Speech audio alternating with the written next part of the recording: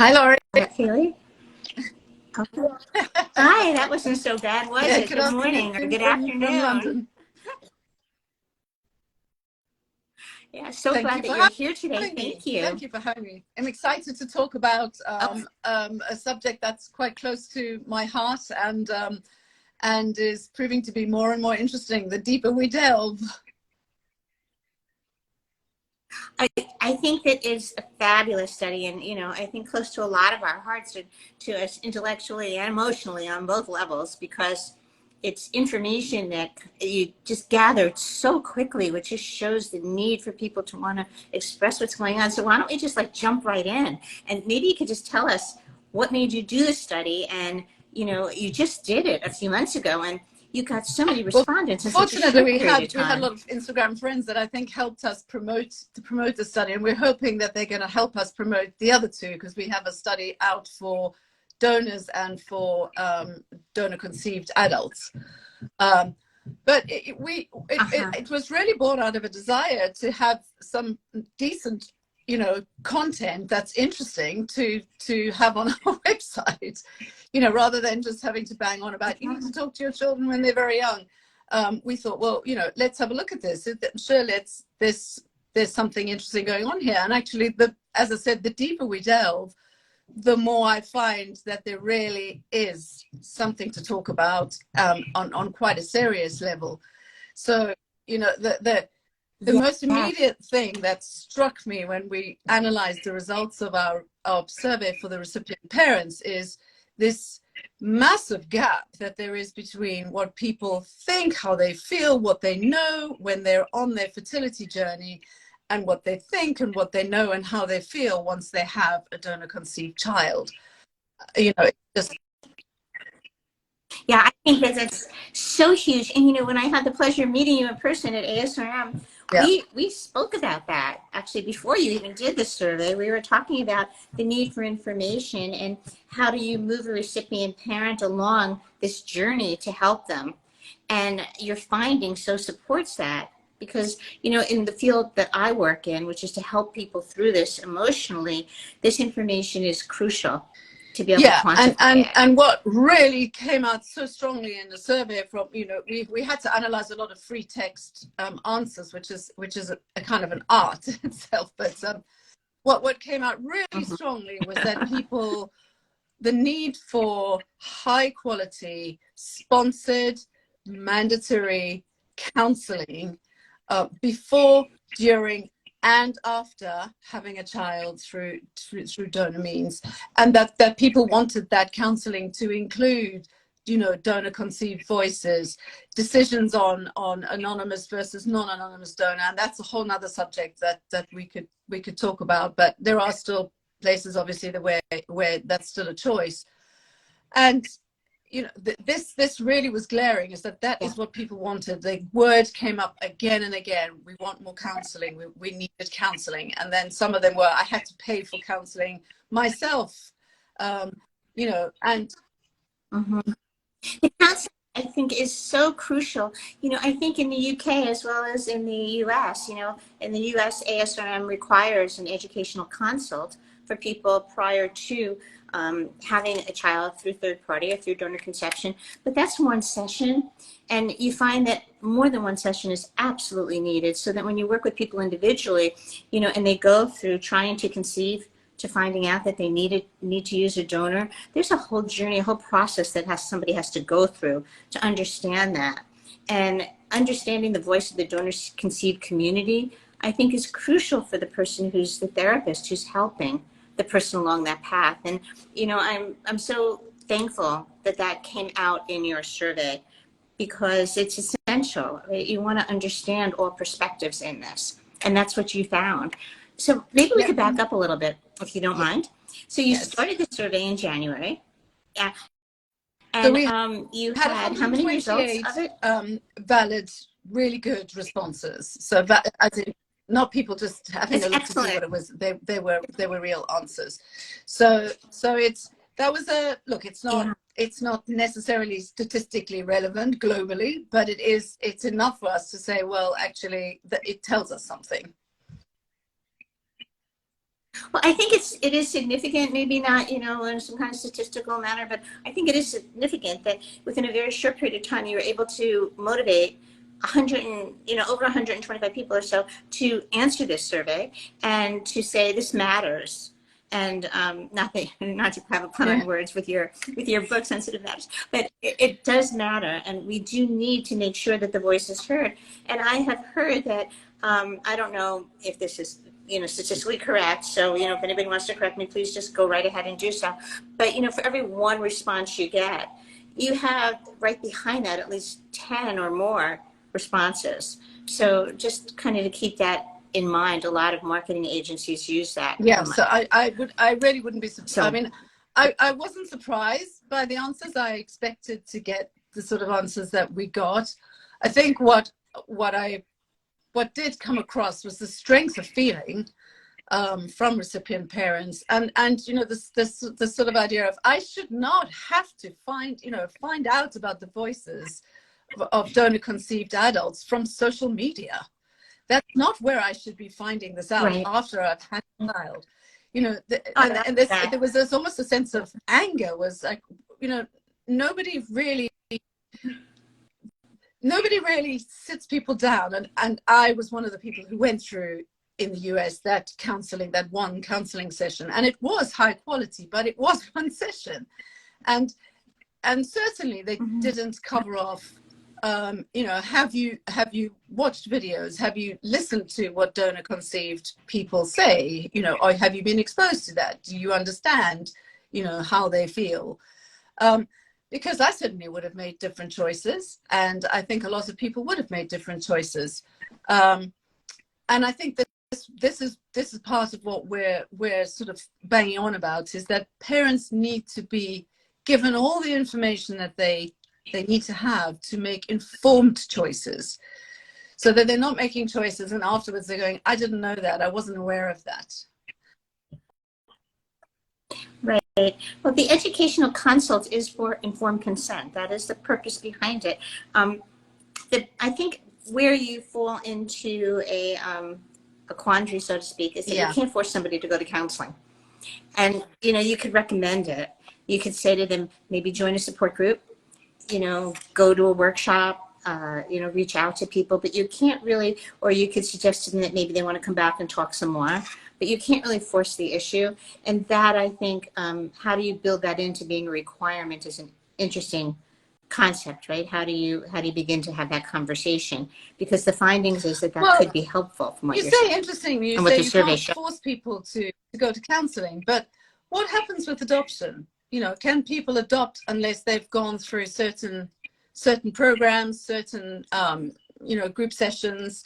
I think both in the UK and the US, there is a process that you have to go through in order to be able to adopt. And no, you're correct. Maybe we need to be thinking about that in the realms of donor conception. I'll tell you something else that's really interesting, Laurie, and this is kind of blowing my mind away. Is in the preliminary results of our donor survey, we are seeing quite similar trains of thought, i.e. people go into this when they're very young and they haven't really necessarily given it a lot of thought about the implications of what's happening later. And they too are saying, we need support. Because I think up to now, and we're obviously we're not closed, with that survey is not closed yet, but up to now we've got 86% of donors who say the industry should do more to support people who are making donations. Now that's interesting, isn't it? Well, it's interesting, but it's so important, right? Because we need to pay attention to the donor. I was just having a conversation with about that the other day with a researcher who had just come from a conference, saying that we really need to start to pay attention to the donors more. And we do, because we want them to be able to be open or receptive if somebody reaches out. So you don't necessarily, and you may disagree with this, and please do if you feel so inclined. But you may not want to have a close relationship with the person who you've donated to, but by all means to be open to share information is something that is significant.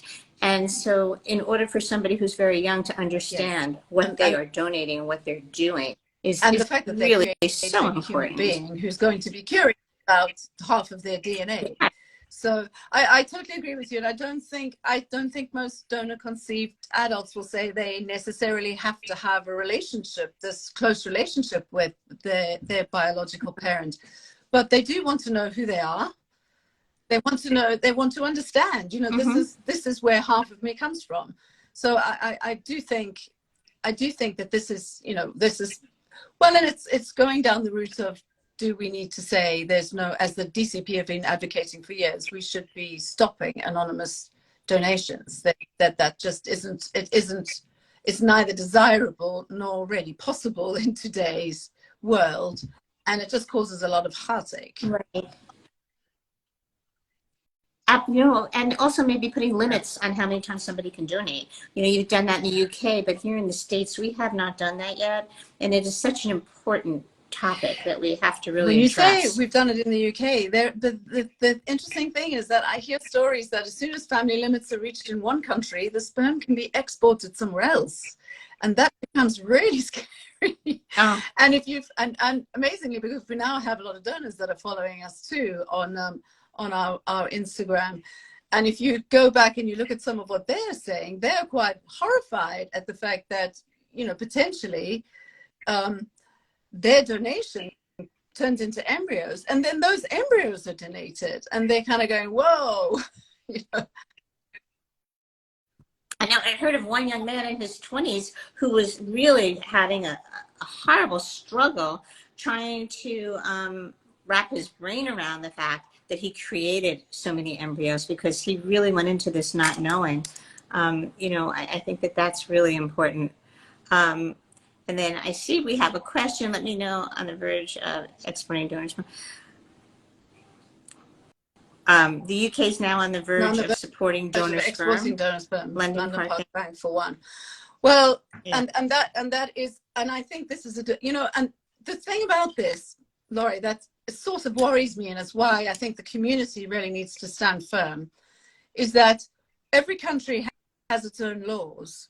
But this isn't a one single country issue, because these children and the children end up being born anywhere and everywhere. And so a donor could actually find that they've got, and one of the donors that, you know, I've followed back, it exactly has that. He's traveling around the world to go and meet some of these children and make himself known to some of these offspring.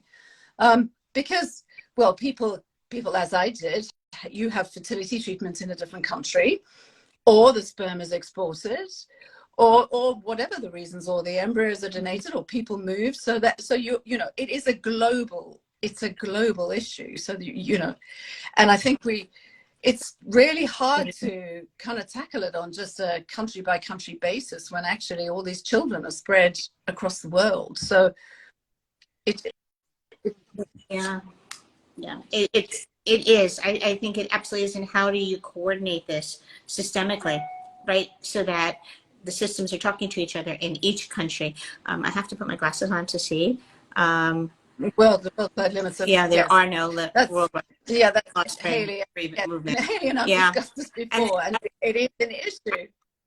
I know. Haley, do you want to join? I should have Haley pop on. Haley, do you want to join us? Haley? Oh, if she wants to join us, just let me know. We'll have you pop on. Does, yeah. But because she knows so much about this, which is great, and she just recently went to the sperm bank, so you know she's like a hero there. But if you want to join, please just pop on, and we'll invite you on. But the survey findings, Sally, I think just so highlight the need for the information on both sides. And you know, looking at limits, you know, just to go back to that for a second, looking at how we limit this is really trying to figure out how you get all of the banks together. But it's not even just the banks, right? It's all of these people who are now connecting on Facebook or connecting through different types of arrangements. And it's a huge undertaking, but I think it would be great if we could just start. And this is, I think, what we're, you know, the community, when we're getting together and we sort of join forces, so the counselors, recipient parents who've had experience, donor conceived adults, donors who are interested, if we all join forces and we all said as one, this has got to change, and the industry needs to look at this in a different way, then I think we could make change happen. You know, it's I see no reason why we couldn't have, you know, it's a way that families are created in the future, but I think we could be going about it in a different way. And there's no reason why we couldn't be going about it in the right way. That's right for parents, donors, and the children, the resultant children that are born. Yeah, I think there are. I think there are some global initiatives going on. I'm involved with one of them, which is the medical intake process, and that is a global initiative. And I think maybe my hope is that that will lead to other global initiatives and maybe tracking, because it's huge when you're working globally, systemically, and trying to get all the systems to talk to each other. It takes years in the process. That's not an excuse. It's just a reality right now.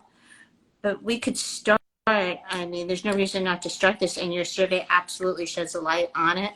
And I think the work that you're doing with the, you know, with the banks, and the work that Haley is doing is really making a big difference.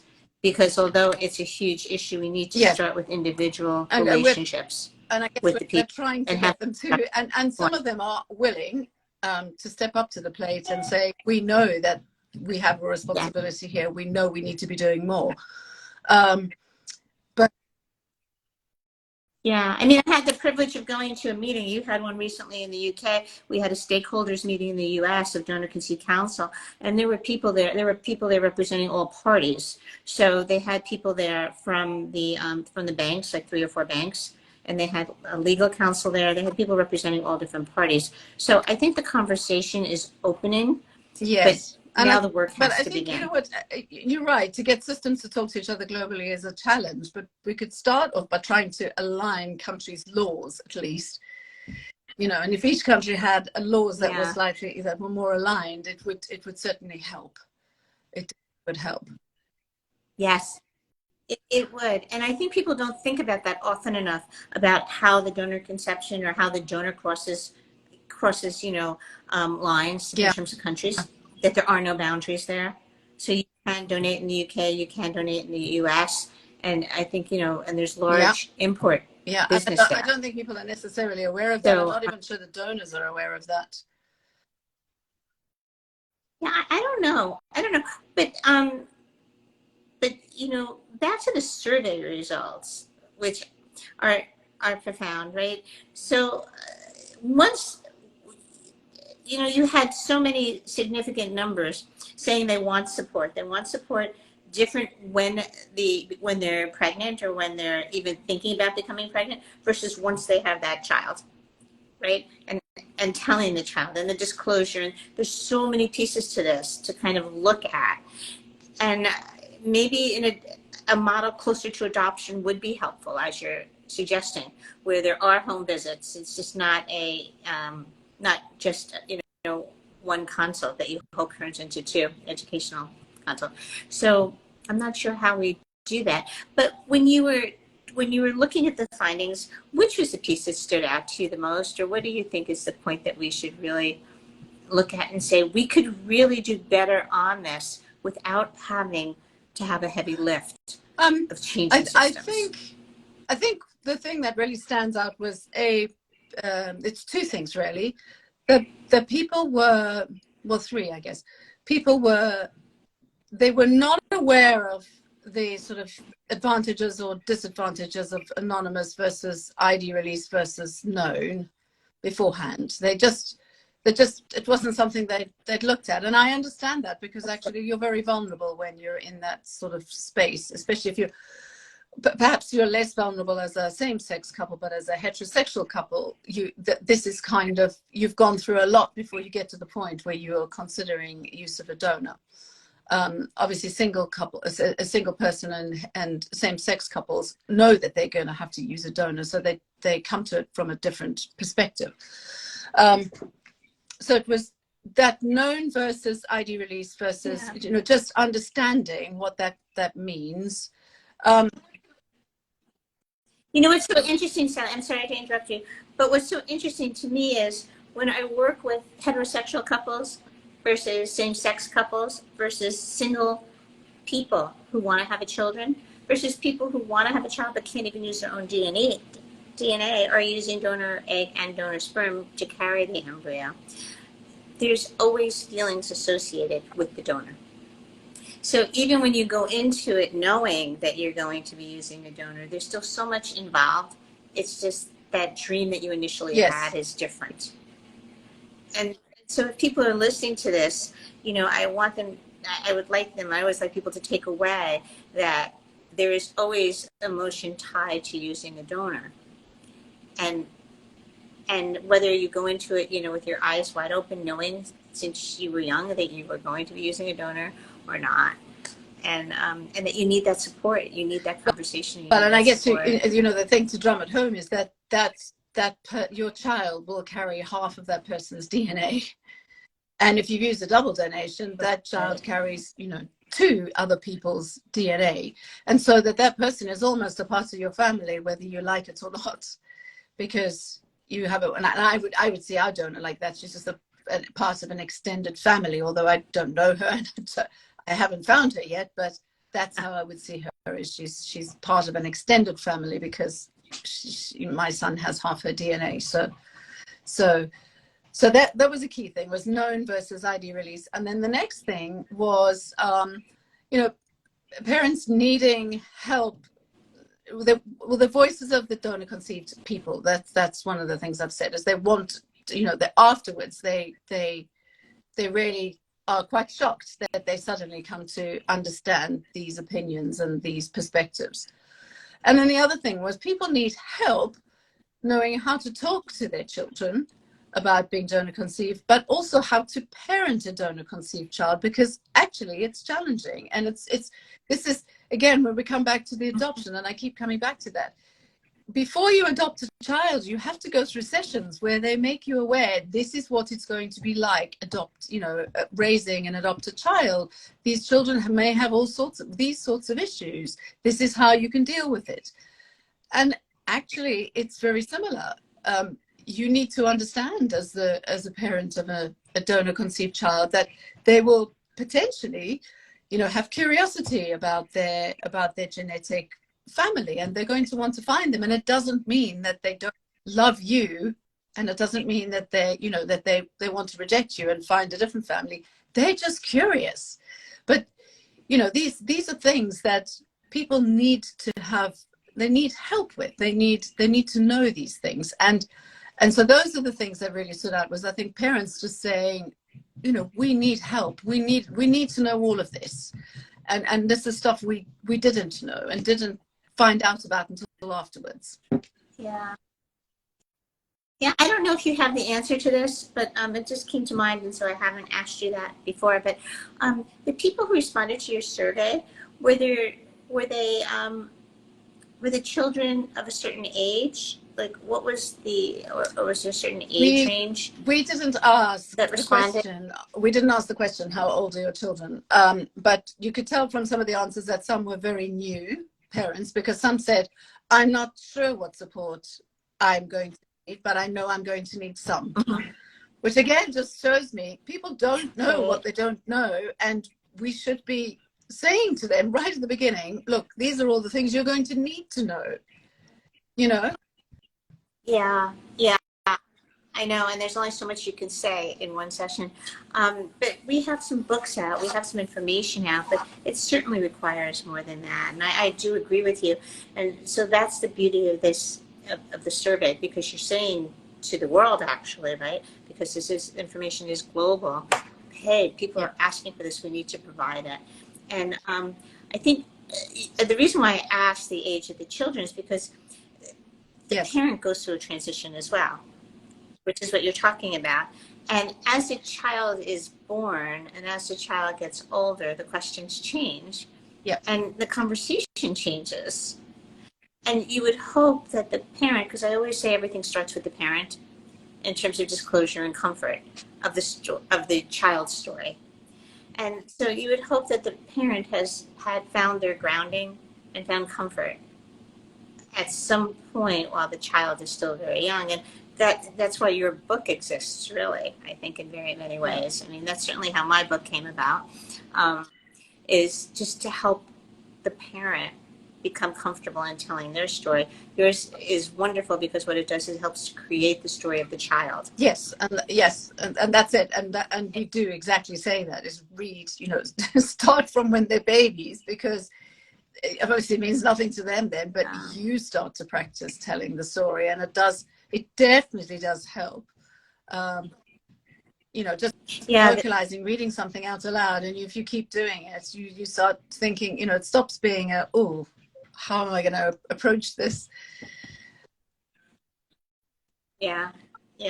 No, it's so important, and it allows you to become comfortable with your story, and gain a little bit more self-confidence and yes, and security in the journey that you chose to build your child, and that will translate. And I suppose what my and I feel very secure in that now, but I didn't feel secure in that at all when I was going through the journey. And what I would hope for other parents that were on that journey was that they got to that point of security a lot sooner, or at the very least knew that their security was their insecurity was very short-lived, and that at some point they accepted that at some point in the future I'm going to be a parent, and these are the things that are going to worry me.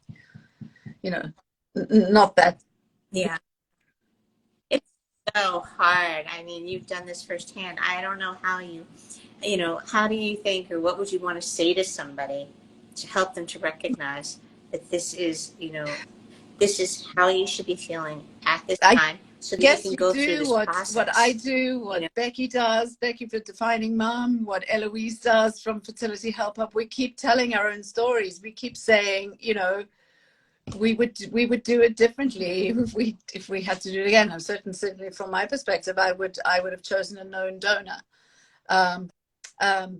But we keep saying this, we just have to keep banging on and going, you think differently as a parent, because as a parent, you're a parent and you worry about what's good for your child. When you're going through a fertility struggle, you're worrying about yourself and what you feel. And what's so important about what you're saying is that the voice of the parents and the voice of the donor-conceived people are being listened to. And so the industry is changing, because the industry went from saying don't tell to absolutely tell. And so there's a shift there as well. Well, they haven't quite said absolutely tell. And there's that line in the ethics committee, ASRM ethics committee guidance. I would like them to change that, really, because it says, but it's up to the parents. And I would really like to say, well, no, because actually it should be you have to tell.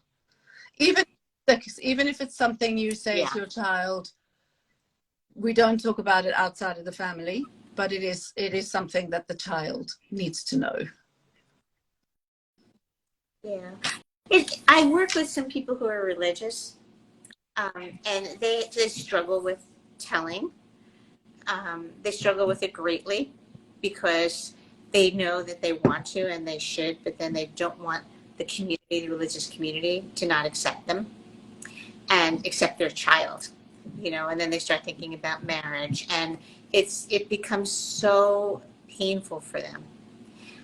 Ultimately, I think most of them do tell, especially the young people in their 20s who have gone through such a hard time and find out they can't conceive.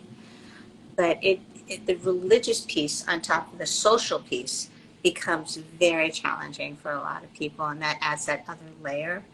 And it's difficult, because I think now I might be using rose-colored glasses. I don't know if I could use that expression, so to speak. I think now we all know that it's most important to tell the child young and often.